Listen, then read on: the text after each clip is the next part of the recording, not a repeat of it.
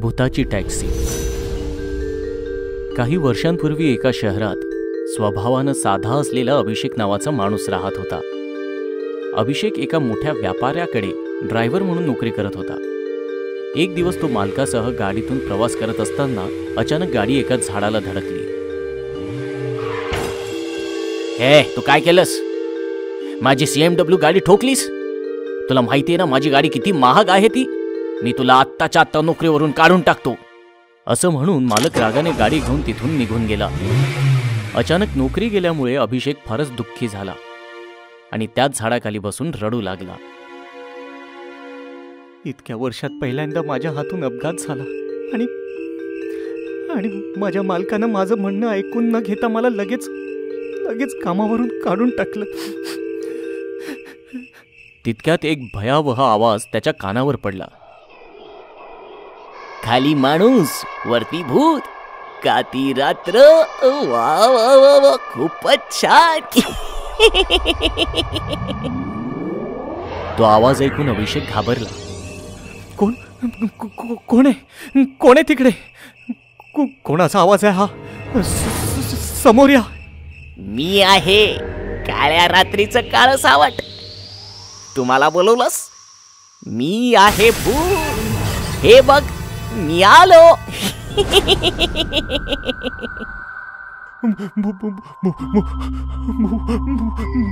भूत? पिंपळाच्या झाडावरून भूत नाही तर का आंबे येणार?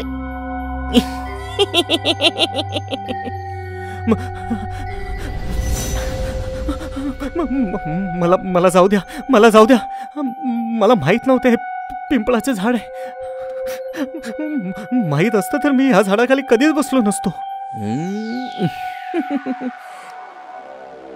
हा माणूस मला खूप भोळा वाटतोय. याचा फायदा घेतला पाहिजे. पिंपळाच्या झाडाचं कर्ज फेड. मरून जा किंवा मदत कर.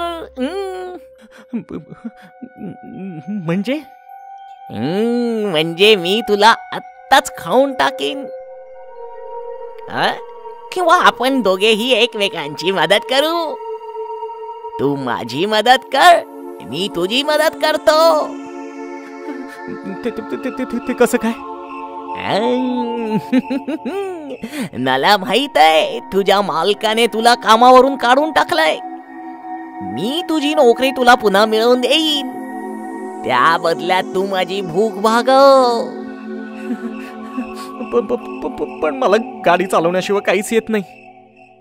ठीक आहे, मग मी तुझी टॅक्सी बनतो. तू दिवसभर टॅक्सी चालव आणि पैसे कमाव. आणि मी रोज रात्री एका प्रवाशाचं भक्षण करणार. मी नाही करू शकत हे. मग मी तुला आत्ताच खाऊन टाकतो. कुठे फसलो मी? याला मला होकार द्यावाच लागेल, नाहीतर हे भूत मला आत्ताच खाऊन टाकेल. ठीक आहे, मला मान्य आहे. आता तू चालवणार भूताची टॅक्सी आणि मी प्रवाशांना खाणार.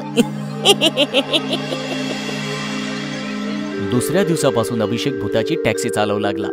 आता तो दिवसभर प्रवाशाला इच्छित स्थळी पोहोचवून पैसे कमावू लागला आणि रात्र झाली की शेवटच्या प्रवाशाला निर्जन ठिकाणी घेऊन जाऊ लागला. काय झालं? तू या निर्जन रस्त्यावर टॅक्सी का थांबवलीस? माफ करा ताई, आता माझ्या टॅक्सीच्या जेवणाची वेळ झाली. म्हणजे काय? म्हणजे मी आता तुला खाणार. टॅक्सीचं रूप धारण केलेलं भूत आता आपल्या मूळ स्वरूपात आलं आणि भूताने त्या महिलेला खाऊन टाकलं. असेच अनेक महिने निघून गेले.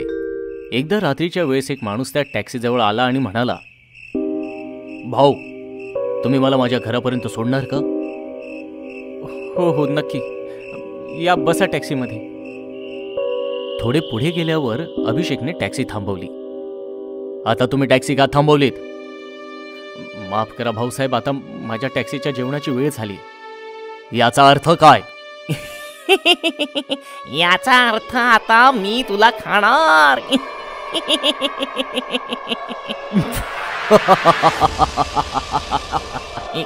तू का हसतोयस? कारण तू माझे काम अधिक सोपे केलेस.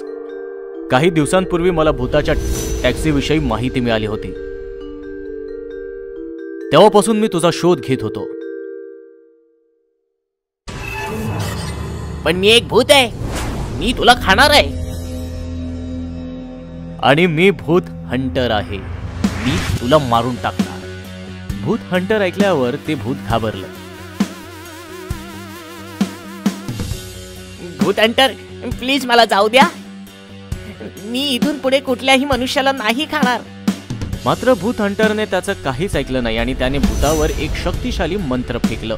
भूताची टॅक्सी, भूताची टॅक्सी, प्रवाशांना खाऊन टाकणारी भूताची टॅक्सी, भूताची टॅक्सी, अदृश्य हो भूताची टॅक्सी, अदृश्य हो भूताची टॅक्सी. भूत हंटरच्या मंत्र जपामुळे भूताने घाबरून तिथून पळ काढला.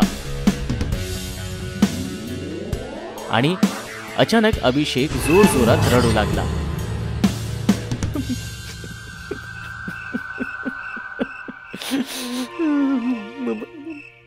मला माफ करा भूत हंटर. त्या भूताने मला धमकावलं होतं की मी जर त्याचं ऐकलं नाही तर तो मला खाणार होता. मला माहित आहे ही भूतं खूपच चतुर असतात, म्हणून मी तुला काही नाही म्हणणार. तू जाऊ शकतोस. अशा तऱ्हेने भूत हंटरने भूताच्या टॅक्सीचे रहस्य नष्ट केले आणि अभिषेकला सुद्धा त्या भूताच्या जाळ्यातून मुक्त केलं. डॉक्टर बनला भूत ही कहाणी आहे शाहगंजची. शाहगंजमध्ये संजीवनी नावाचं एक हॉस्पिटल होतं, जिथे शिरीष कुमार नावाचे फार प्रसिद्ध डॉक्टर होते. सर्वांचा खूपच छान इलाज करायचे. पण हॉस्पिटलची एक फार विचित्र गोष्ट होती. हॉस्पिटलमध्ये कुठल्याही पेशंटला ऍडमिट केलं जात नसे. दिवसा इलाज व्हायचा आणि संध्याकाळच्या आधी पेशंट्सना घरी पाठवून देण्यात येईल. अंधार व्हायच्या आधी हॉस्पिटलला टाळं लागायचं. एके रात्री दिनेश नावाचा एक मुलगा इलाज करायला हॉस्पिटलमध्ये आला. रात्री इकडे इलाज होत नाही, माहित नाही का? नाही, पोटदुखीचा इलाज करायला आलोय. खूप दुरून आलोय मी, म्हणून प्रवासात पूर्ण दिवस निघून गेला. प्लीज मला आतमध्ये जाऊ द्या. डॉक्टर साहेब घरी गेलेत. हॉस्पिटलला टाळं लागलंय, दिसत नाही काय? उद्या सकाळी ये. इकडून. वॉचमॅनने दिनेशला पळवला आणि दिनेश अडचणीत सापडला. फार अपेक्षा घेऊन आलो होतो. पोटदुखीचा इलाज झाला असता तर रात्री सुखाने झोपलो असतो. पण आता या अनोळखी शहरामध्ये पोटदुखी घेऊन कुठे भटकू? तेव्हा दिनेशचं लक्ष पार्किंग मध्ये उभ्या एका कारवर गेलं. असं वाटतंय ही डॉक्टर साहेबांची गाडी आहे. म्हणजे डॉक्टर साहेब आतमध्येच आहेत. मी डॉक्टर साहेबांकडे जातो, मग ते माझा नक्कीच इलाज करतील. दिनेशने पार्किंगची भिंत ओलांडली आणि हॉस्पिटलमध्ये आला. हॉस्पिटल एकदम सुनसान होतं. सगळे बेड्स एकदम रिकामे होते. ना कुठली नर्स होती, ना ही कोणी वॉर्ड बॉय. कमाल आहे, एकही पेशंट, एकही नर्स नाही. आता डॉक्टर साहेबांची केबिन शोधायला हवी. दिनेशला केबिन मिळाली. दरवाजा ढकलून तो आतमध्ये गेला. डॉक्टर शिरीष त्याच्याकडे पाठ करून एक्सरे पाहत होते. माफ करा सर, जबरदस्तीने आतमध्ये आलो. त्रासच असा होतोय की सकाळपर्यंत वाट नाही पाहू शकत. बस तिकडे दिनेश.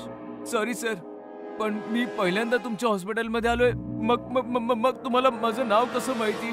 तेव्हा अचानकपणे दिनेशच्या नजरा डॉक्टरांच्या पायांकडे गेल्या. डॉक्टरांचे दोन्ही पाय एकदम उलटे आणि टोकदार होते. कोण आहे तू? डॉक्टर जसा दिनेशकडे वळला, दिनेशचा श्वास अडकला. कारण की डॉक्टर एक भयानक भूत होता. दिनेश लगेच दरवाजाच्या दिशेने पळाला, पण दरवाजा तर लॉक्ड होता. दरवाजा उघडा, वाचवा वाचवा. पण डॉक्टरांच्या भूताने दिनेशला पटकन पकडलं. तू इकडे आलायस तर स्वतःच्या मर्जीने, पण जाशील माझ्या मर्जीने, आणि मी तुला जाऊ नाही देणार.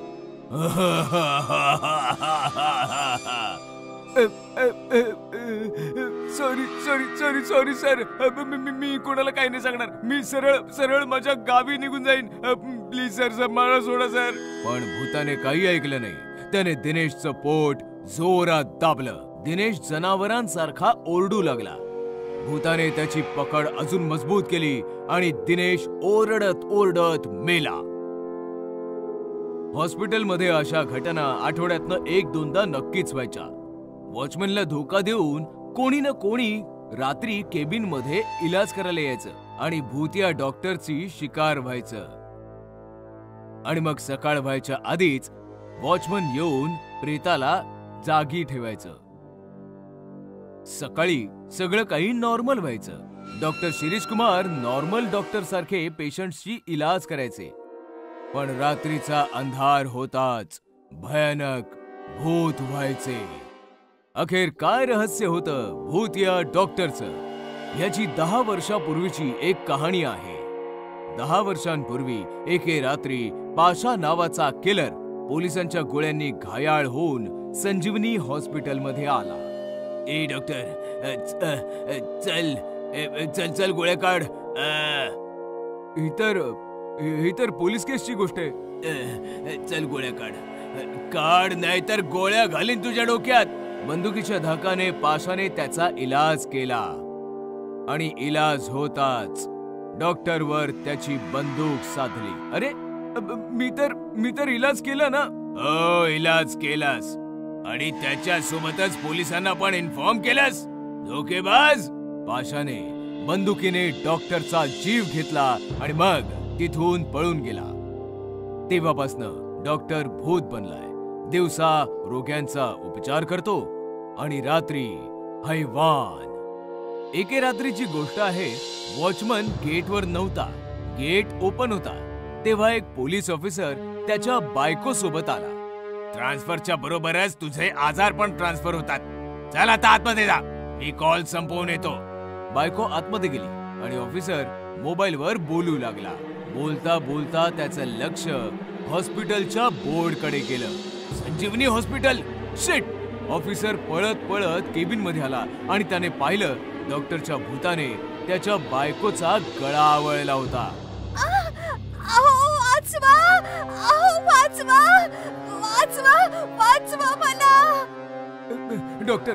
डॉक्टर सोडा, ती माझी बायको आहे. मग तू कोणता मोठा एमएलएस? थांब, तुझाही नंबर लवकर ये. मी एमएलए नाही, मी तोच ऑफिसर आहे ज्याला तू त्या दिवशी कॉल करून पाशाची इन्फॉर्मेशन दिली होतीस 10 वर्षापूर्वी. आठवते? ऑफिसरचं म्हणणं ऐकल्यावर भूताने त्या बाईलाच सोडलं. बोल, कुठे आहे तो पाशा? मला त्याचा जीव घ्यायचाय. काही गरज नाहीये. तुझ्या कॉल नंतर मी त्याला शहरातनं बाहेर जाऊ दिलं नाही. त्याचा एन्काउंटर केला. एन्काउंटर व्हायच्या आधी त्याने तुझ्याबद्दल सांगितलं होतं. पाशा मारला गेलाय. आता तूही असं लोकांना मारणं बंद कर. ठीक आहे, मला पाशाला मारायचं होतं, पण हॉस्पिटलमध्ये कैद होतो. तू त्याला मारून माझा बदला पूर्ण केलायस. आता मला या भूताचा अवताराचा त्याग करायचा आहे.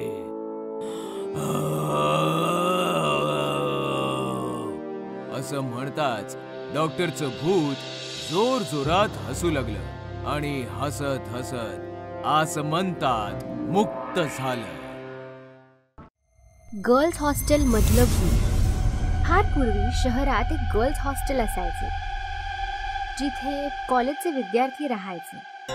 तिथे अनेक मुली राहत होत्या. एके दिवशी अमेरिकेतील मोनिका नावाची NRI मुलगी त्या हॉस्टेलमध्ये राहायला आली. मी अमेरिकेहून आली आहे, मला इथे राहण्यासाठी खोली हवी आहे. किती दिवस? जोपर्यंत मी माझा अभ्यास पूर्ण करत नाही तोपर्यंत. आता मोनिका बाकीच्या मुलींसोबत हॉस्टेलमध्ये राहू लागली. एके दिवशी मोनिका तिच्या खोलीत रात्री झोपली असताना तिला काही आवाज आला. ती बाहेर आली. तिने पाहिले तर तिथे कोणीच नव्हतं. तिथे कोणी नाही आणि ती तिच्या खोलीत गेली. दुसऱ्या दिवशी ती काही मुलींसोबत बसून बोलत होती. तेव्हा सोनिया म्हणाली, मी लवकरच हे हॉस्टेल सोडून दुसरीकडे कुठेतरी राहायला जाणार आहे. हो, इथे रात्री खूप भीतीदायक आवाज येतात. हो, काल मलाही काही आवाज आला, पण घाबरण्यासारखे काय आहे? तुला नाही माहिती का, हे हॉस्टेल हॉन्टेड आहे. हो, लोक म्हणतात की या हॉस्टेलच्या ठिकाणी खूप वर्षापूर्वी एक तांत्रिक राहायचा, जो काळ्या जादूचा वापर करून आत्म्यांना कैद करत असे. असं म्हणतात की तो तांत्रिक तर मेला, पण त्या सगळ्या आत्मा अजूनही भूत बनून इथे भटकत आहे. काय म्हणताय? तांत्रिक आत्मा आणि झपाटलेले? हे खरं आहे मोनिका. आम्ही सगळे इथून जाणार आहोत, तू पण आमच्या सोबत चल. भूत असं काही नसतं, म्हणूनच मी कुठेही जाणार नाही. अशा प्रकारे मोनिकाने इतर मुलींच्या बोलण्याची खिल्ली उडवली. त्याच रात्री मोनिका तिच्या खोलीत झोपली असताना तिला बाहेरून कसला तरी आवाज आला आणि ती उठून बसली. ते भूत पुन्हा आलेली दिसते. खोलीतून बाहेर आल्यावर तिला कोणीच नसल्याचे दिसले. ते भूत मला घाबरले असे दिसते. एवढं बोलून मोनिका दरवाजा बंद करू लागली. तेवढ्यात तिला दूरवर एक सावली दिसली. ही कुणाची सावली आहे? ती सावलीच्या मागे जायला लागली. जशी ती सावलीकडे सरकत होती तशी सावलीही तिच्यापासून दूर जात होती. मग अचानक सावली खूप मोठी झाली. ही सावली खूप मोठी झाली आहे, पण ही सावली आहे कुणाची? असा विचार करत ती सावलीकडे धावू लागली. धावत धावत ती हॉस्टेलच्या गच्चीवर आली. गच्चीवर आल्यावर सावली गायब झाली. ही सावली कुठे गायब झाली? जाऊ दे, तिला जिकडे जायचं तिकडे ती गेली. जाऊ दे, मी आता झोपायला जाते. आणि पुन्हा एकदा मोनिका हॉस्टेलमधल्या रात्रीच्या गजबजाटाकडे दुर्लक्ष करून खोलीत येऊन झोपी गेली. दुसऱ्या दिवशी ती हॉस्टेलमध्ये काही मुलींसोबत बसली असताना सोनिया म्हणाली, मोनिका, आम्ही एक नवीन हॉस्टेल पाहिले आहे. उद्या सकाळी आपण सगळे तिकडे शिफ्ट होऊया. काय? तुम्ही खरंच हे हॉस्टेल सोडत आहात का? हो, इथे राहिलो तर ते भूत आपल्याला मारून टाकेल. मी तुला किती वेळा सांगितले आहे की हे भूत सारखे काही नाही, पण तुम्ही लोक माझं ऐकतच नाहीये. मोनिका, आम्हाला ते सर्व नाही माहिती. उद्या सकाळी आपण इथून निघणार आहोत. तुझं मन झालं तर तू पण येऊ शकतेस. त्या रात्री पुन्हा एकदा मोनिका तिच्या खोलीत झोपली होती. नंतर खूप मोठे आणि भयानक भूत तिच्याकडे आले. मोनिका, बघ, तुला भेटायला कोण आलंय? कोण आहे? अचानक समोर एवढं भीतीदायक भूत पाहून मोनिका घाबरते. तू कोण आहेस? आणि माझ्या खोलीचा दरवाजा बंद होता, तू आत कसा आलास? मी भूत आहे आणि कुठलाही दरवाजा आम्हा भूतांना थांबवू शकत नाही.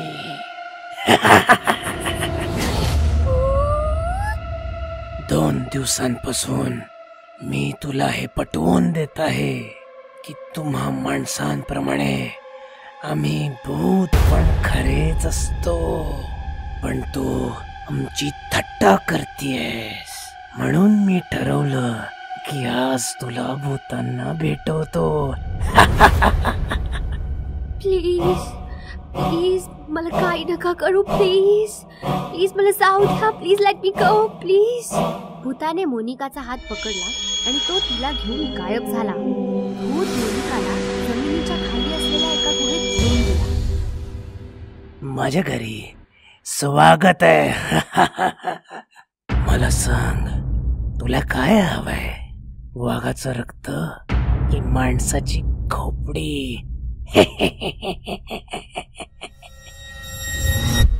नो, मला काहीच नको आहे. प्लीज मला जाऊ द्या.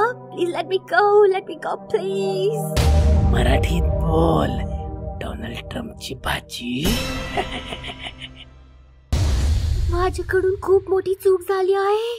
मी मानते की भूत असतात. असं कसं? मोठ्याने बोला. जशी माणसं आहेत तशीच भूतही आहेत. जशी माणसं आहेत तशीच भूतही आहेत. असेच भूत मोनिकाला घाबरवत राहिला. काही वेळाने मोनिका भीतीने बेशुद्ध पडली. मी हिला धडा शिकवला असं दिसतंय.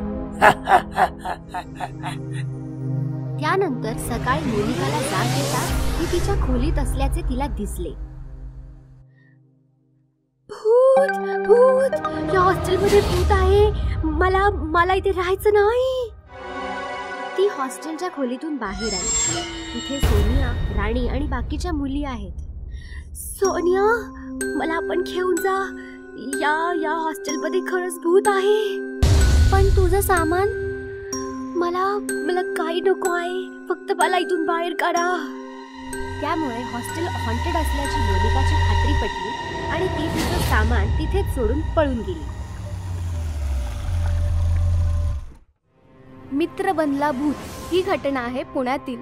आयुष पुण्याच्या DK पाटील कॉलेजमध्ये फर्स्ट इयरला होता. त्याचं 12वी पर्यंतचं सर्व शिक्षण DK पाटील कॉलेजमधूनच झालं होतं. आयुषला IAS बनायचं होतं आणि त्यासाठी तो कॉलेजच्या लायब्ररीत दिवस रात्र अभ्यास करत असे. एक दिवस आयुषने लायब्रेरियनला विचारलं, टाइम्स ऑफ इंडिया कुठे आहे? मला सापडत नाहीये. बहुतेक कोणीतरी घेऊन गेलं असेल. आयुषला आश्चर्य वाटलं, कारण त्याच्याशिवाय कॉलेजमध्ये दुसरं कोणी टाइम्स ऑफ इंडिया वाचणारे नव्हते. आयुषने दुसरे वर्तमानपत्र घेतले आणि आपल्या जागेवर जाऊन तो बसला. तितक्यात त्याचं लक्ष त्याच्या बाजूला बसलेल्या मुलाकडे गेलं. तो टाइम्स ऑफ इंडिया वाचत होता. आयुषने त्याला विचारलं, IAS ची तयारी करतोयस का? होय. तुझं नाव काय आहे? मेहुल. मी फर्स्ट इयर शिकतोय. अरे, आपण तर क्लासमेट्स आहोत, पण तुला याआधी नाही पाहिलं. 12वी पर्यंत कुठे शिकलास? याच कॉलेजमध्ये होतो. मी पाहिलंय तुला. काय बोलतोस काय? मी तर तुला नाही कधी पाहिलं. अशा प्रकारे दोघेही खूप गप्पा मारू लागले. त्यांच्यात मैत्री झाली आणि आता ते दिवस रात्र एकत्र लायब्ररीत येऊन वाचन करू लागले. एक दिवस आयुष कॉलेज कॅन्टीनमध्ये त्याची मैत्रीण नेहा आणि वरुण सोबत होता. काय लायब्ररीत दिवस रात्र अभ्यास करतोस? एकट्याला कंटाळा नाही का येत? मी एकटा थोडी असतो, माझ्यासोबत मेहुल देखील असतो. कोण मेहुल? अरे तो जो माझ्या शेजारी बसतो. अगं आपलाच क्लासमेट आहे. माझ्यासोबत प्रत्येक लेक्चर अटेंड करतो. मी तर तुझ्यासोबत कुठल्या मेहुलला नाही पाहिलं. काय बोलतेस काय? थांब, मी आत्ताच त्याला बोलवतो. आयुषने मेहुलला फोन लावला, पण त्याचा फोन स्विच ऑफ येत होता. आयुषला टेन्शन आलं. नेहा त्याला म्हणाली, ठीक आहे बाबा, असेल कोणी मेहुल. असे माझं लक्ष मेहुलवर नाही, वरुणवर आहे. असं म्हणत नेहाने वरुणला मिठी मारली आणि आयुषला देखील मोकळं वाटलं. एकदा रात्री आयुष आणि मेहुल लायब्ररीत अभ्यास करत होते. खूप रात्र झाली होती. लायब्रेरियनला झोप आली आणि तो आयुषला म्हणाला, आयुष, आता लायब्ररी तूच सांभाळ. मी निघतो. तुझं झालं तर खाली शिपायाला टाळं लावायला सांग. लायब्रेरियन निघून गेला आणि आयुष मेहुल सोबत पुस्तक वाचण्यात गुंग झाला. वाचता वाचता आयुषचं लक्ष मेहुलच्या पुस्तकांवर गेलं. तेव्हा त्याला धक्काच बसला, कारण त्याचं पुस्तक कोरं होतं. आयुषने मेहुलचं पुस्तक हिसकावून घेतलं. त्या पुस्तकांची पाने पलटली तर त्यावर एक अक्षर देखील नव्हते. पुस्तक तर पूर्ण कोरं आहे आणि तू गेल्या 2 महिन्यांपासून हे पुस्तक घेऊन बसलायस. अरे चक्कर काय मित्रा? असं म्हणत आयुषने आपल्या बाजूला पाहिले तर मेहुल तिथे नव्हता. ते पाहून आयुष घाबरला. मेहुल, कुठं अदृश्य झालास? नेहा पण म्हणत होती तिने मेहुलला कधी पाहिलं नाही. लायब्रेरियन पण लायब्ररीची जबाबदारी माझ्यावर सोपवून गेलाय. तो मेहुलला सुद्धा बोलू शकला असता. या लोकांनी मेहुलला कधी पाहिलं नाहीये का? मेहुल खरंच नाहीये का? हे पुस्तक, मेहुलचे अचानक गायब होणं, हे सर्व काय आहे? अचानक लायब्ररीची लाईट गेली आणि आयुष अजूनच घाबरला. त्याने डोळे बंद केले आणि लाईट येण्याची वाट पाहू लागला. अचानक लाईट आली आणि आयुष खुश झाला. त्याने डोळे उघडले. पाहतो तर काय, त्याच्या बाजूला मेहुलचं भूत बसलेलं होतं. मेहुल, हे सर्व काय आहे? मेहुल नाही, मेहुलचं भूत. आणि तू हे जे काही पाहतोयस त्यालाही दुसरं तिसरं कोणी नाही, तूच जबाबदार आहेस. मी काय केलं? तू माझं आयुष्य उद्ध्वस्त केलंस. आठव 1 वर्षापूर्वीची 12वीची परीक्षा. तू एका मुलाला कॉपी करताना पकडलं होतंस. हे ऐकून आयुष 1 वर्ष मागे गेला. तेव्हा त्याला बायोलॉजीच्या परीक्षेचा दिवस आठवला.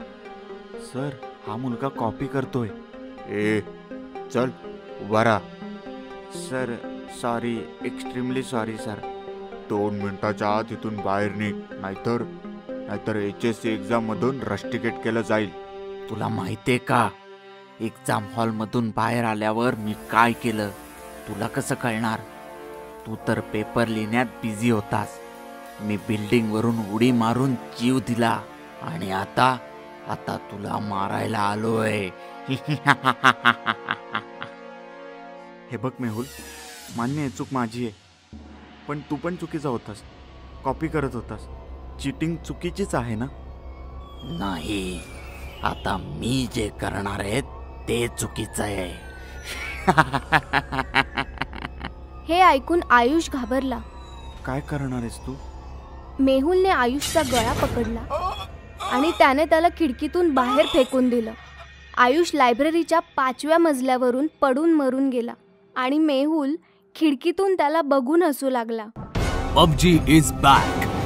मोदीजींची मन की बात तर आपण सगळ्यांनी ऐकली असेलच. माझ्या प्रिय देशवासियांनो, आज रात्रीपासून, खरं तर आतापासून आपण पबजी गेम सोबत 118 चीनी ॲप्सवर बंदी घालत आहोत. भारतामध्ये पबजीला बॅन केलं जात आहे. यानंतर भारतामध्ये किती गोंधळ माजला. पबजी बॅन झाल्याचा धक्का सहन न होऊन कितीतरी तरुणांनी आत्महत्या देखील केल्या. हे सर्व तर तुम्ही पेपरमध्ये वाचलं असेल, टीव्ही मध्ये पाहिलं असेल. पबजी भारतातून निघून गेला, पण सोबतच शेकडो युवकांना आत्महत्या करण्यासाठी प्रवृत्त करून गेला. त्याच तरुणांपैकी एक होता श्यामल दास. दिवस रात्र फक्त पबजी खेळायचा, पबजीच्या कॅरेक्टर सारखे कपडे घालायचा आणि त्यांच्या सारख्याच वागणुकी करायचा. म्हणजे श्यामल दास पबजी ऍडिक्ट होता. गमतीमध्ये त्याचे मित्र त्याला पबजी म्हणून चिडवायचे. पबजी बॅन होताच या पबजीने देखील पंख्याला लटकून आत्महत्या केली. म्हणतात की झपाटलेला माणूस जर आत्महत्या करून घेतो तर ते झपाटले पण त्याला शांतपणे मरूही देत नाही. श्यामल दास म्हणजे पबजी सोबत देखील असंच काही घडलं. ज्या स्मशानात त्याला जाळलं गेलं होतं त्या स्मशानाचा गार्ड त्याचा पहिला विक्टिम होता. अरे हा शिपाई तिकडे कोण उभा आहे? ऐका सर, तुम्ही तिकडे काय करताय? जसा शिपाई गार्डच्या दिशेने वळला, गार्ड अवाकच झाला, कारण की त्याच्या समोर पबजीचं भूत उभं होतं. PUBG is back. पबजीच्या भूताने गार्डच्या छातीमध्ये त्याच्या भूत्या बंदुकीतल्या सगळ्या गोळ्या उतरवल्या आणि गार्ड ऑन द स्पॉट भस्म झाला. सर्वांनी ऐका रे, मोदीजी ऐका. थांबवू शकत असाल तर मला थांबवा, कारण की पबजी इज बॅक. एक छोटीशी ठिणगी आग लावू शकते. पबजी तर स्वतः आग बनून आला होता. हळूहळू त्याच्यासोबत इतर युवकांच्या भटकणाऱ्या आत्मा देखील जॉईन झाल्या, ज्यांनी पबजी बॅन झाल्यानंतर आत्महत्या केल्या होत्या. पबजीने स्वतःची फौज तयार केली. तो मोदीजींकडे पबजी बॅन केल्याचा बदला घ्यायला आला होता. बघता बघताच आगीने ज्वालामुखीचं रूप धारण केलं आणि अख्खा देश साखर झोपेत होता. जय पबजी, जय पबजी. मग काय, एखाद्या मिलिटरी प्रमाणे पबजी पीडित भूतांची फौज अर्ध्या रात्री नासधूस करायला रस्त्यावर उतरली. अख्खं शहर साखर झोपेत होतं आणि अचानकपणे बॉम्ब बरसू लागले. गोळ्यांचा वर्षाव होऊ लागला. लोक आपापल्या घरातून बाहेर पडू लागली आणि गोळ्यांचे शिकार होऊ लागले. उंच उंच इमारती जमीनदोस्त होऊ लागल्या. अख्ख्या शहरामध्ये रक्ताचे पाठ वाहू लागले आणि भूतांची टोळी आनंदोत्सव साजरा करू लागली. जय पबजी, जय पबजी. मोदीजी बघताय ना तुम्ही, कसे सैरभैर पळताय तुमचे देश बांधव. मारा, एकही जण वाचता कामा नये, मारा. अशा प्रकारे दररोज रात्री एक शहर पबजी गँग आपल्या कब्जात घ्यायचं आणि शहराला नेस्तनाबूत करायचं. लोक खूप घाबरली होती आणि मोदीजींचा पुकार करत होती. मोदीजी वाचवा, आमची काय चूक आहे? आम्हाला का मारताय? आम्ही तर पबजी खेळत नाही. अहो एवढंच काय, आमच्याकडे स्मार्टफोन पण नाहीये. वाचवा मोदीजी, मोदीजी वाचवा. भूतिया पबजी गँगला कंट्रोल करायला पोलीस गेले, पण काही उपयोग नाही. आर्मी गेली पण तेही निष्फळ. पण अशा प्रकारे पबजी गँगची दहशत पूर्ण देशात पसरली. हे दृश्य पाहून मोदीजी दुःखी झाले. त्यांनी डिटेक्टिव्ह करणला पबजी गँग सोबत तह करायला पाठवलं. प्रेसचे डिटेक्टिव्ह करण भूतांसोबत मीटिंग करत होते. काय पाहिजे? PUBG is back. मोदीजी ऐकता ना तुम्ही? 2 दिवसांच्या आत पबजी बॅन हटला गेला पाहिजे. प्रत्येक मोबाईल मध्ये फक्त पबजी पाहिजे, नाहीतर तुमच्या देशाचं काही खरं नाही. हे ऐकून मोदीजी पण हैराण झाले. सर, काय पबजीला पुन्हा परमिशन दिली पाहिजे का? अजिबात नाही करण. सर, रोज लोक मरतायत. विरोधी पक्ष प्रश्न करतोय. मान्य आहे की संकटाची वेळ आहे. आर्मी, पोलीस सगळे निष्फळ आहेत. पण करण, मला माझ्या देश बांधवांवर पूर्ण विश्वास आहे. माझा एक एक देश बांधव हजारो लाखो शिपायांसमान आहे. चिंता करू नकोस, मी काही विचार केलाय. हे ऐकताच करण हसत हसत म्हणाला, सर, तुम्ही जाणो तुमची मन की बात. मग काय, मन की बात कार्यक्रम सुरू झाला आणि मोदीजी देशाला संबोधित करू लागले. माझ्या प्रिय देश बांधवांनो, आपण कोरोना सोबत मुकाबला केलाय. मग ही भूत काय आहे? दाखवून द्या यांना एकतेची ताकद. लॉकडाऊन मध्ये घर बसल्या दिवे जाळायला सांगितले, तुम्ही मशाली जाळून रस्त्यावर उतरलात. मग आता का घरात बसला आहात? मशाली जाळा आणि जाळून टाका सगळ्या भूतांना. त्यांचा नारा आहे पबजी इज बॅक. आपला नारा असला पाहिजे पबजी गो बॅक. मोदीजींच्या भाषणामुळे अख्खा देश पेटून उठला आणि मशाली जाळून रस्त्यावर उतरला. लोकांची एकता बघून भूत चळाचळा कापू लागली. दूर राहा, दूर व्हा, जवळ येऊ नका. PUBG go back. भारत माता की जय. लोक भूतांच्या दिशेने चालू लागली आणि भूतांना मारू लागली.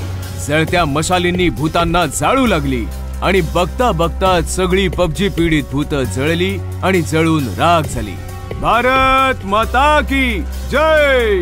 अशा प्रकारे देशबांधवांनी एकता दाखवून देशाला संकटापासून वाचवलं आणि पबजीला कायमसाठी देशातून हद्दपार केलं. लॉकडाऊन मध्ये भूत.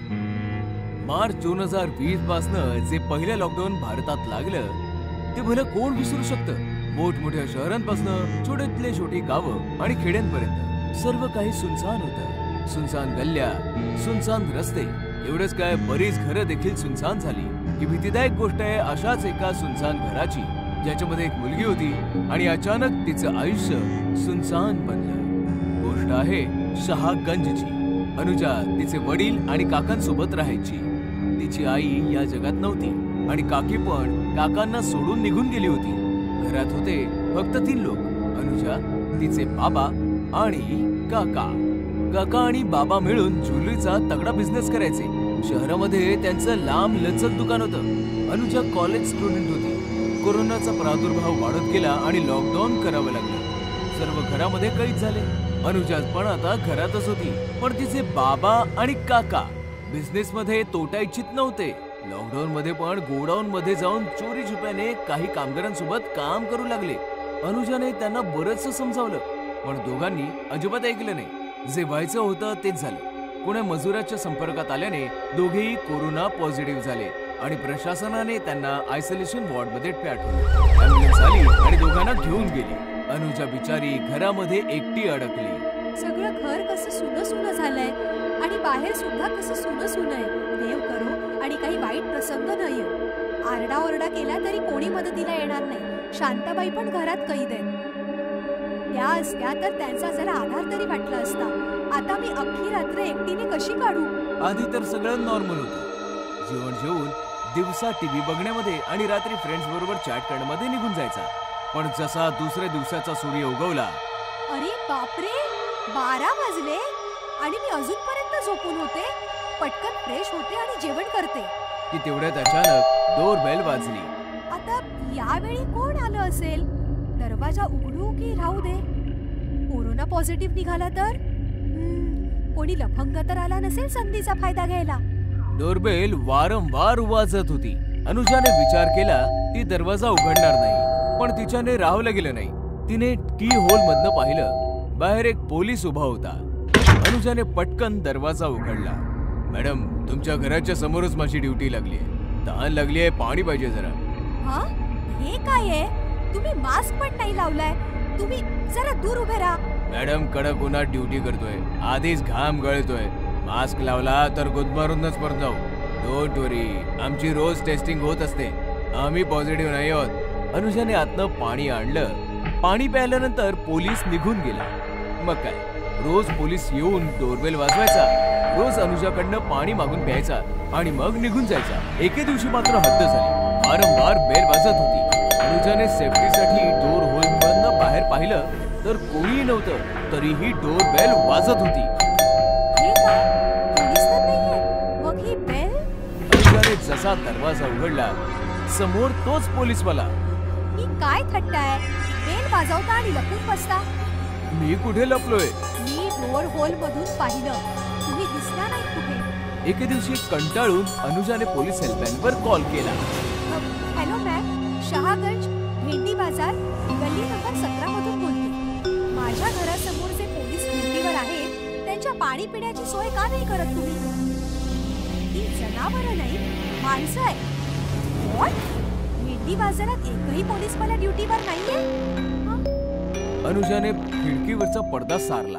बाहेर एकही पोलीसवाला नव्हता. अनुजा गडबडून गेली. जर कंटेनमेंट झोन असल्यामुळे भेंडी बाजार पोलिसांसाठी सुद्धा वर्जित आहे, तर मग तो कोण आहे जो रोज पाणी प्यायला येतो? नक्कीच कोणीतरी लफंग आहे. आता तर हे दार बंदच राहील. दुसऱ्या दिवशी पण बेल वाजत होती, पण अनुजाने दरवाजा उघडला नाही. दुपारपासून संध्याकाळपर्यंत बेल वाजतच होती आणि अनुजाला राग आला. मला माहितीये की तू पोलीसवाला नाहीयेस. चालता हो इथून, नाही तर पोलीस कंप्लेंट करेन. बाहेर सीसीटीव्ही लावलेला आहे, लक्षात येतंय का तुझ्या? आणि अचानकपणे डोर बेलचा आवाज बंद झाला. पण रात्री 10 वाजता असं काही घडलं. जेवण जेवून अनुजा जशी बेडरूम मध्ये आली, तिने पाहिलं की बेडवर कोणीतरी आहे. कोण आहेस तू आणि आत कसा आलास? जसा तो अनुजाच्या दिशेने वळला, अनुजाचा थरकाप उडाला. तोच पोलीस होता, पण जिवंत नाही, मेलेल्या भयंकर भूताच्या रूपात. अनुजा इकडे तिकडे पळू लागली. दरवाजे उघडू लागली, पण सर्व दरवाजे बाहेरून बंद होते. अनुजा ओरडू लागली, पण लॉकडाऊन मध्ये तिचा आवाज भला कोण ऐकणार? अनुजा ओरडत राहिली आणि अचानकपणे भूत तिच्या मागे येऊन उभं राहिलं. तुला काय वाटलं? तू दरवाजा नाही उघडलास तर मी आतमध्ये नाही येऊ शकणार. काय काय हवंय तुला? बदला. मी काय बिघडवलंय तुझं? तू नाही, तुझ्या काका आणि बाबाने. त्यांनी काय केलंय? स्मगलिंगचं सोनं विकायचे. मी छापा मारला तर मला लाच दिली. मी लाच जास्त मागितली तर दोघांनी मला मारून भट्टीमध्ये वितळवलं. आता मी तुला नाही सोडणार. भूताने अनुजाचा गळा आवळला. अनुजा ओरडू लागली आणि अचानक भूताने तिला सोडून दिलं. नाही, मी तुला नाही मारणार. त्यांनी मला मारून माझी पोरं अनाथ केली. मी त्यांना मारून तुला अनाथ करेन. असं म्हणून भूत गायब झालं. अनुजा रात्रभर रडत होती. कोणालाच कॉल करू शकत नव्हती, कारण की मोबाईल दरवेळी नेटवर्क विसरायचं. घरातून पळू शकत नव्हती, कारण की दरवाजे बाहेरून बंद होते. अचानकपणे हॉस्पिटलमधून फोन आला आणि असं कळलं की तिच्या काकांचा कोरोनामुळे मृत्यू झालाय. आणि मग पुन्हा नेटवर्क निघून गेलं. अनुजा फोन आपटत बसली आणि अचानक भूत आलं आणि हसत हसत म्हणाला, मृत्यू कोरोनामुळे नाही, व्हेंटिलेटर बंद झाल्यामुळे झालाय. असं म्हणत हसत हसत तो गायब झाला. अनुजा पूर्णपणे हतबल होती. रडून रडून झोपली आणि दुसऱ्या दिवशी सकाळी पुन्हा कॉल आला. ऑक्सिजन लेवल कमी झाल्यामुळे तिचे वडीलही जिवंत नव्हते. हे ऐकताच तर अनुजा जिवंत प्रेत झाली. भूत परत आलं आणि हसत हसत म्हणालं, मृत्यू ऑक्सिजनमुळे नाही, ऑक्सिजन मास्क काढल्यामुळे झालाय. आता तू माझाही गळा दाबून टाक, मारून टाक मला, मारून टाक. नाही, तुला मरायचं नाहीये. तुला फक्त तडफडत राहायचंय, निघतो मी. त्या दिवसानंतर भूत परत कधी नाही फिरकलं. 6 महिन्यांनंतर लॉकडाऊन संपलं, तरी पण अनुजा घराच्या बाहेर नाही आली. तिने स्वतःला घरामध्येच कैद केलं आणि कायमसाठी तिने स्वतःला लॉकडाऊन केलं. भूतिया ढाबा. नागपूर हायवेवरनं जय आपल्या वाईफ मिथिला सोबत चालला होता. अचानक जयला एक ढाबा दिसतो. Mithila, stop the car, stop. काय झालं? तो बघ, एक ढाबा आहे. लहानपणी मी आईबाबांबरोबर कितीतरी वेळ इकडे जेवलो होतो. बऱ्याच वेळापासून हा बंद पडलाय. असं वाटतंय आता पुन्हा ओपन झालाय. चल मग जेवून घेऊया इथेच. मिथिला आणि जय ढाब्याच्या आतमध्ये जातात. ढाब्याचे 2 वेटर्स गणपत आणि संपत मिथिला आणि जयच्या जवळ येतात. काय पाहिजे तुम्हाला? तुम्ही गणपत आणि संपत आहात ना? मला माहिती आहे तुमची नावं. मी लहानपणी तुमच्या ढाब्यावर यायचो. ऑर्डर बोला. शेवभाजी घेऊन या. मिथिला, इकडची शेवभाजी खूप फेमस आहे. गणपत आणि संपत किचन मध्ये जातात. थोड्या वेळाने किचन मधून स्टीलची प्लेट घेऊन 4 माणसं बाहेर येतात. थोडी वा कस्तुराबाई, गणपत आणि संपत आणि मिथिला आणि जयला घेराव घालतात. अरे कस्तुराबाई, तुम्ही आणि तुम्ही धोंडीबा, राईट? मी तुम्हाला सगळ्यांना ओळखतो यार. मला हे सांगा, इतक्या वर्षांपासून हा धाबा बंद का होता? तेव्हा चौघांनी प्लेट उचलून मिथिला आणि जयला दाखवतात आणि एकत्र विचारतात, याला ओळखता? प्लेटमध्ये एका माणसाचा चेहरा दिसतो. मिथिला आणि जय चपापतात आणि चौघांकडे पाहतात तर चौघेही भूत बनलेले असतात. जय, जय चल, जय इथून चल, इथे काहीतरी गडबड आहे. ओळखता काय ह्याला? नाही ओळखलं, पण तुम्हा सर्वांना झालंय का यार? जय चल, भूत आहे ती सगळी.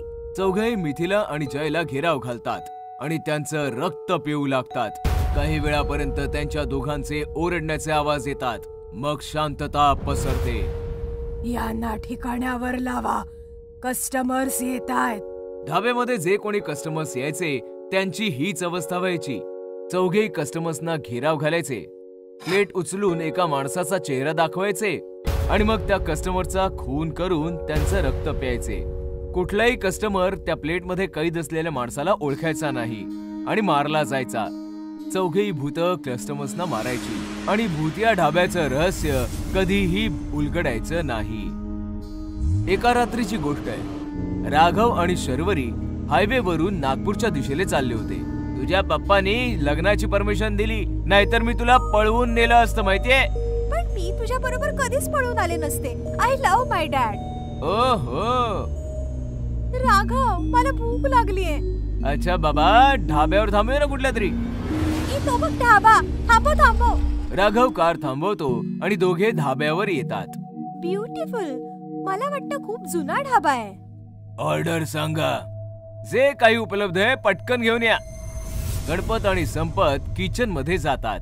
मग चौघेही हातामध्ये प्लेट घेऊन बाहेर येतात आणि राघव आणि शर्वलीला घेराव घालतात. व्हॉट इज दिस? राघव, हे तर बाबा आहेत. हे माझे होणारे सासरेबुवा आहेत. त्यांना ताबडतोब इकडे बोलवा. हलवा समजलाय काय? नाही बोलवायचा. काय करणार तुम्ही? चौघही भूत बनतात. राघव आणि शर्वरी थरथर कापू लागतात. आम्ही सुडाच्या आगीत गेली अनेक वर्ष जळतोय. जिवंत राहायचं असेल तर बोलवा यांना. पटकन फोन कर. चल. हॅलो बाबा. बाबा, कुठे आहात तुम्ही? पटकन हायवेवरच्या ढाब्यावर या. इथले लोक आम्हाला मारून टाकतील. लवकर या बाबा. चौघही भूत राघव आणि शर्वरीला घेराव घालून बसतात. काय झालं? अजूनपर्यंत नाही आला तुझा बाप? अर्धा तास होऊन गेलाय. ते निघालेत, आता येतच असतील.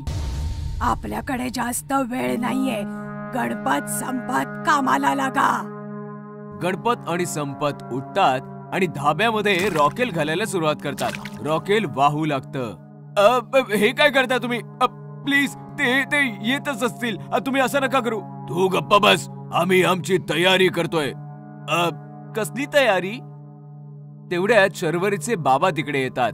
शर्वरी तिच्या बाबांना बिलगते.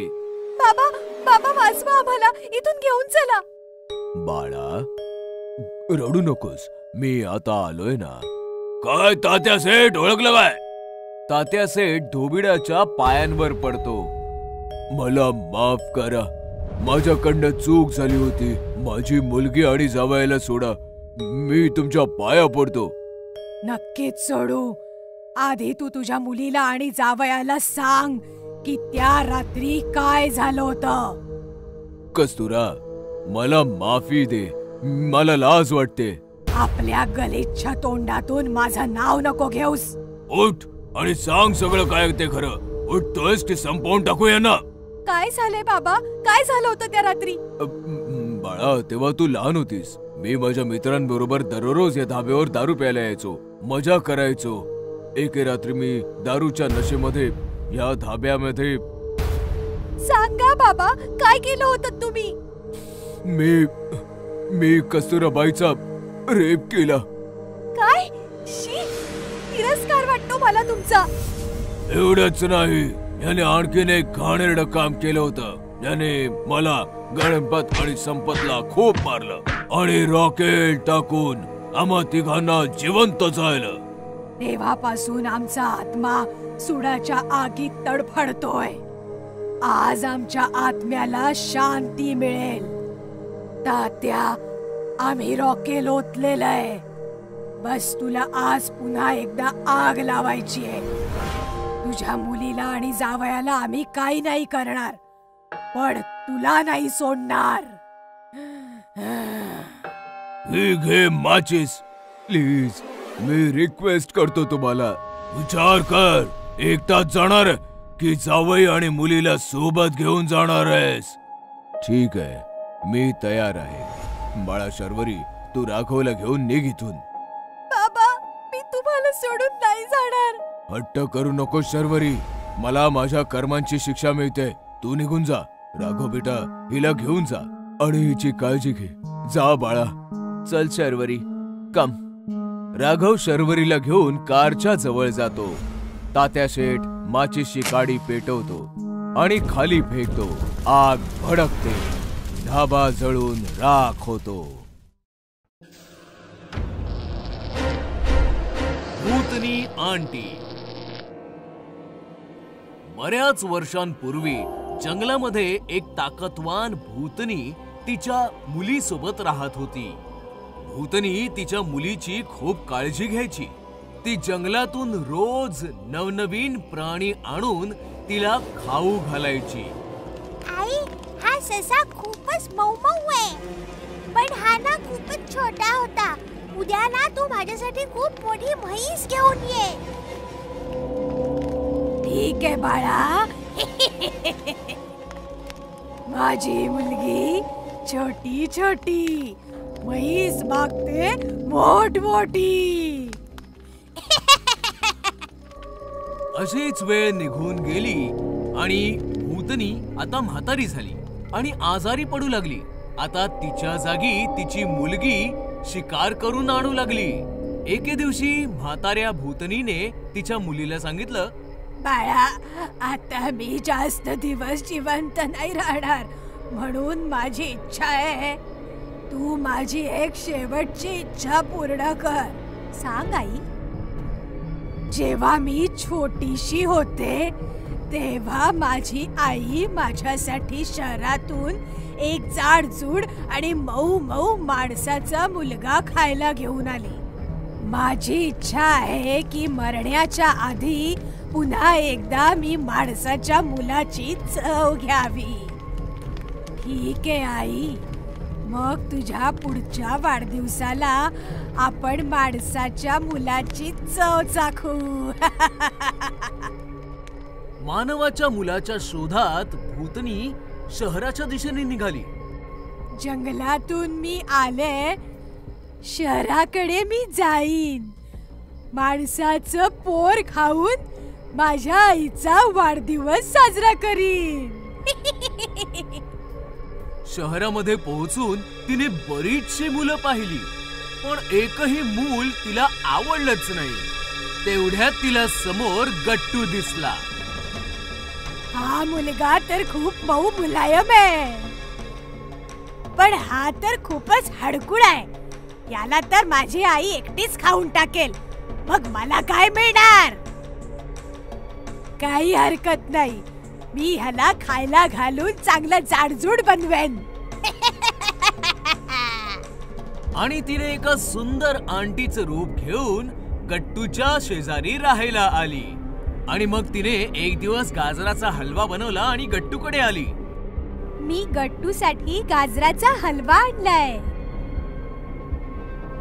Thank you aunty.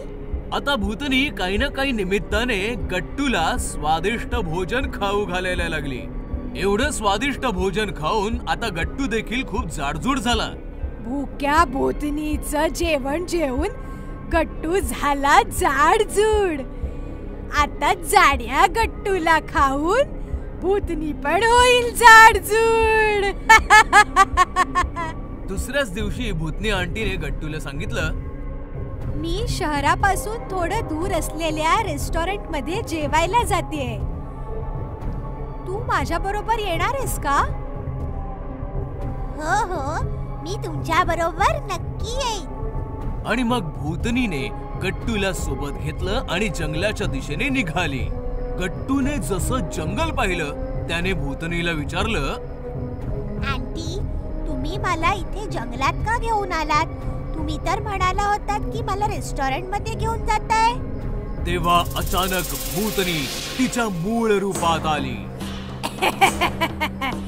तू बरंच काही खाल्लंस गट्टू. आता आमच्या खाण्याची पाळी आहे. तुम्ही तर भूतनी आंटी आहात. भूतनी गट्टूला घेऊन तिच्या आईच्या जवळ आली. आई, हे बघ, मी माणसाचं पोर घेऊन आले. याला खाण्यात तर खूप मजा येईल. ह्या दोन्ही भूतणींचं बोलणं ऐकल्यावर गट्टूला कळलं की यांच्यापासून वाचण्यासाठी त्याला काही ना काही शक्कल लढवावी लागेल. तेवढ्यात त्याला एक आयडिया सुचली. आता तुम्ही मला खायचं ठरवलेलंच आहे, तर तुम्ही मला खा. पण तुमच्यापैकी माझं काळीज कोण खाणार? असं म्हणतात माणसाच्या शरीरात काळीज सगळ्यात जास्त स्वादिष्ट असतं आणि जो ते एकदा खातो तो त्याची चव कधीच नाही विसरत. तसं तर मला वाटतं की माझं काळीज भूतनी आंटीनेच खायला पाहिजे, कारण त्यांनी खूप मेहनत केली आहे ना. नाही नाही, तुझं काळीज तर मीच खाणार, कारण माझ्या सांगण्यावरूनच तर तुझी भूतनी आंटी तुला शहरातून इथे घेऊन आलीये. पण मेहनत तर जास्त मीच केलीये ना. जेव्हा मी लहान होते तेव्हा माझ्या आईने मला मुलाचं काळीज खायला नव्हतं घातलं, म्हणून याचं काळीज तर मीच खाणार. असं कसं? मेहनत तर जास्त मी केलीये, मग याचं काळीज मीच खाणार. आणि मग बघता बघता भांडण विकोपाला गेलं. म्हाताऱ्या भूतणीने भूतणीवर खूप जोरात प्रहार केला. मग भूतणीनेही म्हाताऱ्या भूतणीला बेदम चोपलं. अशा प्रकारे दोघी आपसात भांडत मेल्या आणि गट्टू मात्र तिकडनं सुखरूप पळाला. बोरवेल वालं भूत. गोष्ट आहे पुण्याची. रश्मी आणि निखिल पती पत्नी होते. सॉफ्टवेअर कंपनीमध्ये काम करत होते आणि शहराच्या बाहेर भाड्याच्या जागेत राहायचे. तासन तास प्रवास आणि त्यात फ्लॅटचं भाडं, यापेक्षा तर आपण पुण्यातच एखादा नवीन फ्लॅट घेऊया. आपलं सेव्हिंगही बऱ्यापैकी आहे. रश्मीचं म्हणणं ऐकून निखिलने घर खरेदी करण्याचा निर्णय घेतला आणि त्याच्या मित्राच्या मदतीने सदानंद नावाच्या माणसाला भेटला ज्याला घर विकायचं होतं. हे बघा, प्रभात रोडवर एक मोठं घर आहे. तसं तर काकांचं आहे, पण काकांना मूलबाळ नव्हतं, त्यामुळे घर मला देऊन गेले ते. मी US ला शिफ्ट होतोय म्हणून घर विकायचंय. रश्मी आणि निखिलने घर पाहिलं तर त्यांना खूप आवडलं. त्यांनी घर विकत घेतलं आणि सदानंद US ला निघून गेला. काही दिवस गेले. रश्मी आणि निखिल नवीन घरात सेटल झाले होते. त्यांचं डेली रुटीन पण खूप चांगलं चाललं होतं. एके दिवशी रश्मी आणि निखिल झोपले होते की अचानक एका आवाजाने रश्मी जागी झाली. आवाज फार भयानक होता. सदानंद, मी तुला सोडणार नाही. आवाजाने विचलित होऊन रश्मी बेडमधनं उठली आणि चालत चालत एका रूमच्या समोर येऊन थांबली. रूमचं टाळं आपोआप तुटलं. दरवाजा पण आपोआपच उघडला आणि रश्मी रूम मध्ये आली. रूमच्या मधोमध एक फार मोठी बोरवेल होती, ज्यातून फार विचित्र आवाज येत होते. अचानकपणे रश्मीच्या पाठीवर कोणीतरी हात ठेवला. रश्मीने मागे वळून पाहिलं तर मागे निखिल उभा होता. रश्मी, अगं इकडे काय करतेस? निखिलचं लक्ष बोरवेलकडे जाताच तो चकित झाला. सदानंदने आपल्याला सांगितलं का नाही की या रूम मध्ये बोरवेल आहे? आपण ही रूम कधी व्यवस्थित नाही पाहिली. रश्मी नॉर्मल होऊन बोलू लागली. बोरवेल आहे तर चांगलंच आहे ना, पाण्याचा त्रास तर नाही होणार आता. दुसऱ्या दिवशी रश्मी निखिल बरोबर जॉबवर तर गेली, पण तिचं वागणं बोलणंच बदललं होतं. लंच ब्रेक मध्ये कोणालाही न सांगता ती गुपचूप घरी आली आणि बोरवेल समोर येऊन उभी राहिली.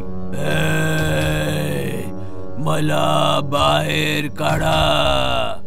रश्मीने बोरवेलचा स्विच ऑन केला आणि गार्डन मध्ये येऊन झाडांना बोरवेलचं पाणी देऊ लागली. पाण्यामुळे अख्ख्या कॉलनीमध्ये दुर्गंधी पसरली. लोक नाक तोंड बंद करून घराच्या बाहेर पडली आणि दुर्गंध वाढला. लोकांनी नोटीस केलं की रश्मी दुर्गंधीयुक्त पाण्याने गार्डनला भिजवते.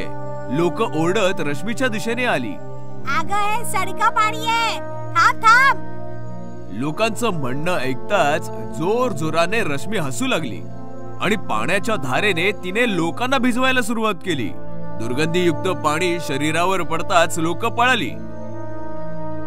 संध्याकाळ होताच निखिल घरी आला तेव्हा त्याने पाहिलं गार्डन मधील सगळी झाडं वेली सुकली होती. निखिलला राग आला आणि तो आतमध्ये किचन मध्ये आला तर रश्मी जेवण बनवत होती. काय गरज होती कॉलनीतल्या लोकांसोबत मूर्खपणा करायची? वेडी म्हणतायत तुला.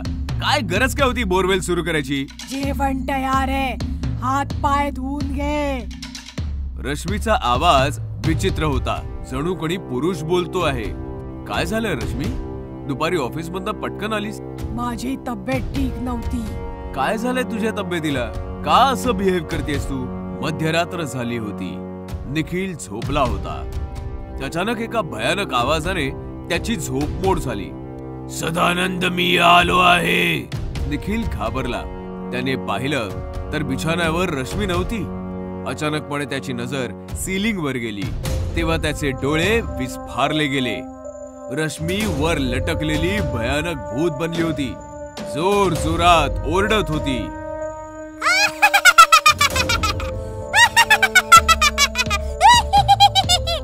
मी आलो आहे सदानंद, मी तुला मारून टाकेन.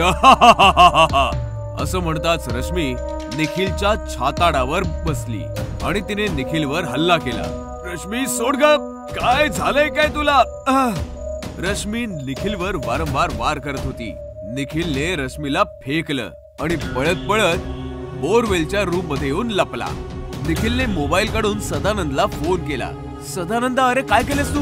माझी बायको वेडी झालीये, वारंवार तुझं नाव घेते आणि ती बोरवेल आणि हे सगळं काय आहे? सदानंद हसता हसता म्हणाला, माफ कर मित्रा, झालंय असं की मी काकांची सगळी प्रॉपर्टी हडपलीये आणि त्यांना मारून बोरवेल मध्ये गाडलंय. काकांचं भूत सतावत होतं म्हणून मी घर विकून US मध्ये शिफ्ट झालोय. आता माझं कोणी काही बिघडवू शकत नाही, ना इंडियन पोलीस ना इंडियन काकांचं भूत. असं म्हणून सदानंदने फोन कट केला. पण सत्य ऐकताच निखिलची अवस्था बिकट झाली होती. म्हणजे काकांचं भूत रश्मीमध्ये आलंय आणि सदानंद समजून मला मारताय. तेवढ्यात दरवाजा तोडून रश्मी आत आली आणि ओरडू लागली, माझं घर, माझी इस्टेट हडपून, मला बोरवेल मध्ये पुरून तू इथे लपून बसलाय सदानंद. मी तुला नाही सोडणार. काका, मी निखिल आहे, सदानंद नाहीये. पण रश्मीने निखिलला बोलायची संधीच नाही दिली. तिने निखिलला पकडलं, खेचून बोरवेलच्या दिशेने घेऊन आली आणि निखिल सोबतच तिने बोरवेल मध्ये उडी मारून स्वतः सोबतच निखिलचं आयुष्यही संपवलं. भूतिया परिवार पार्ट 3. गोष्ट आहे लखनपूरची. मेघना आणि शंकर पती पत्नी होते. त्यांचं स्वतःचं एक घर होतं. घर फारच मोठं होतं, म्हणूनच बरेच भाडेकरू त्यांच्या बायका मुलांसोबत त्यांच्या घरामध्ये राहायचे. घराच्या समोरच एक छोटंसं मैदान होतं, ज्याच्यावर भाडेकरूंचे छोटे छोटे मुलं रात्री क्रिकेट खेळायची. एका रात्रीची गोष्ट आहे. मेघना आणि शंकर झोपले होते आणि तेवढ्यात अचानक लाईट गेली. अरे देवा, हे लाईट पण आत्ताच जायचे होते. कोळसा सपणार आहे ना, म्हणून कदाचित लोड शेडिंग केले. झोप गा आता गपचूप. दोघं पती पत्नी अशा गप्पा मारत होते की तेवढ्यात त्यांचा दरवाजा बाहेरून कोणी ठोठावू लागला जोरजोरात. अरे देवा, आता एवढ्या रात्रीचं कोण आलंय? जा ग, दरवाजा उघड.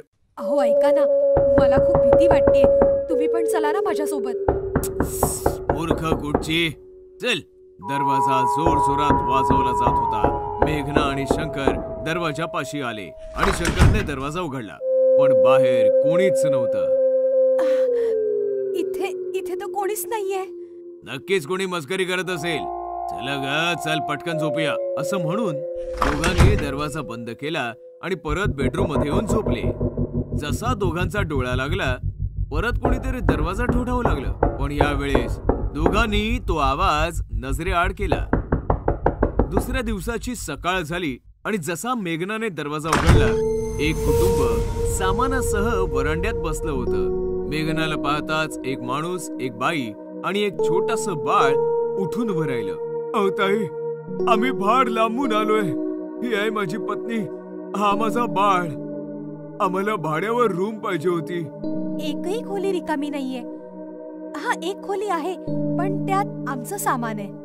ते आम्ही काढू नाही शकत. तिथे तुम्ही राहू शकाल? हो चालेल ना. आम्हाला कुठे आलिशान घरात राहायची सवय आहे. जंगलातूनच तर आलोय आम्ही. म्हणजे गप्प बस, काही बरळत असते. ताई, हिचं असं म्हणणं आहे की आम्ही खूप छोट्या जंगली भागात आलोय. मग मेघनाने त्यांना रूम दाखवली. रूमची अवस्था फारच खराब होती. बरंच सामानही तिकडे भरलेलं होतं, पण त्या परिवाराने ती रूम पसंत केली आणि भाडं घेऊन मेघना तिकडनं निघाली. मेघना रांगोळीचं सामान घेऊन आली आणि अंगणामध्ये रांगोळी काढू लागली. जसं तिने चिमटीमध्ये रांगोळी घेऊन जमिनीवर टाकली, ती रांगोळी जमिनीवर पडलीच नाही. कळलंच नाही कुठे गायब झाली. मेघना प्रत्येक वेळी रांगोळी सोडत होती आणि रांगोळी जमिनीवर पडण्याच्या आधीच गायब होत होती, कारण की मेघनाचे नवे भाडेकरू रूम मध्ये बसून ती रांगोळी खेचून खात होते. आई, हे काय आहे? खूपच टेस्टी आहे. मानवी दुनियेतलं मीठ आहे बहुतेक. मेघनाने जवळपास 5 किलो रांगोळी सोडली आणि ती सर्वच्या सर्व रांगोळी भाडेकरूंनी खाल्ली. आणि जसं त्यांचं पोट भरलं, सर्वांच्या जीवात जीव आला आणि बघता बघता तिघही मानवी शरीर सोडून भयानक भूत बनले. हे होतं शिकारीच्या शोधामध्ये जंगलातून शहरात आलेलं भूतिया कुटुंब. असं वाटतंय की त्या बाईला उचलून तिथेच कच्चं खाऊन टाकावं. अगं वेडे, ती बाई तर फक्त हाडांचा सापळा आहे. खरी मजा तर भाडेकरूंच्या गोल मटोल कच्च्या बच्चांमध्ये आहे. भूत बाबा, मला तर एकही बाळ दिसलं नाहीये. काय आपण चुकीच्या घरामध्ये तर नाही आलो ना? भूत बाळा, माणसांची बाळ देखील भूतांसारखी दिवसा झोपतात आणि रात्रभर जागी असतात. रात्र होताच ती तुला समोरच्या मैदानात सापडतील. चला आता आपण झोपूया. मग भूतिया परिवार वटवाघळांप्रमाणे छताला चिकटून झोपलं. रात्र झाली तेव्हा मैदानामध्ये छोटी छोटी गोलमोल मुलं क्रिकेट खेळत होती. मेघना आली आणि मुलांना ओरडू लागली. अरे गोंधळ नका घालू. चला आपापल्या घरी जा, झोपा जा आणि आम्हाला पण झोपू द्या. भूतांसारखं रात्रभर जागं राहायचंय का? पण मुलं खेळतच होती आणि मेघना त्रासून तिकडनं निघाली. तेव्हा भूत बाळ मनुष्याच्या रूपामध्ये तिकडे आलं आणि सर्वांशी गोड गोड भाषेमध्ये बोलू लागलं. हो, आम्ही पण भाडेकरू आहोत. आजच तुमच्या भाड्याच्या घरात राहायला आलोय. आता आपण रोज खेळायला येऊया. चला, कोणाची बॅटिंग आहे? तू नवीन आहेस, पहिला चान्स आज तुलाच देतो. भूत बाळाने बॅट पकडली आणि जसा बॉल आला त्याने बरोबर तो त्याच्या रूमच्या दिशेने मारला. बॉल सरळ खिडकीच्या आतमध्ये गेला. एक मुलगा बॉल घ्यायला रूमच्या दिशेने गेला. त्याने दरवाजा ठोठावला. जसा दरवाजा उघडला त्याने समोरचं दृश्य बघून त्याची शुद्ध सरपली, कारण की समोर भूतनी उभी होती. भूतनीने त्या मुलाला थेट आतमध्ये खेचलं आणि दरवाजा बंद केला. बाकीची मुलं चिंतातूर झाली. अरे हा राजू अजून बॉल घेऊन का नाही आला? भूत या बाळाचं उत्तर तयारच होतं. कळलं मला, तो जंगली रसमलाई खात असेल. ते काय ना, बॉल माझ्याच घरामध्ये गेलाय. नक्कीच राजूला माझ्या आईने थांबवलं असेल जंगली रसमलाई खाण्यासाठी. जंगली रसमलाई हो, खूपच स्वादिष्ट असते. चला आपणही सगळे खाऊन येऊया, नंतर खेळूया ना. हा हा, चला चला. भूत बाळ सर्वांना घेऊन त्याच्या रूमच्या दिशेने आलं आणि त्याने दरवाजा ठोठावला. आतमध्ये भूतिया आई राजूला संपवून भूतासोबत रेडी होती. पटकन तिने दरवाजा उघडला आणि सर्व मुलांना आतमध्ये खेचलं. भूत बघून सर्व मुलं घाबरली आणि ती किंचाळू लागली. गप्पा बसा, नाहीतर मी खाऊन टाकेन. सर्व मुलं भीतीपोटी शांत झाली. भूत बाळ पण त्याच्या त्या खऱ्या रूपात आलं आणि विचारू लागलं, या सर्वांना इथेच खायचंय ना? नको, जंगलात घेऊन जाऊन खाऊया. हे चुकीचंय. तुम्ही दोघांनी राजूचा आस्वाद घेतला. मी भुकेला शिकार घेऊन आलो तर आता माझ्याशीच. भूत बाळा, राजूला मी नाही तुझ्या भुक्कड आईने खाल्लंय. आणि भूत बाळा, आपलं आता इथे राहणं ठीक नाही. लोक सतर्क होतील त्याच्या आधीच आपल्याला यांना जंगलात न्यायला हवं. मग काय, भूतिया परिवाराने सर्व मुलं उचलली आणि खिडकीतनं उड्या मारत वर आकाशातनं जात जात जंगलाच्या दिशेने उडून गेले.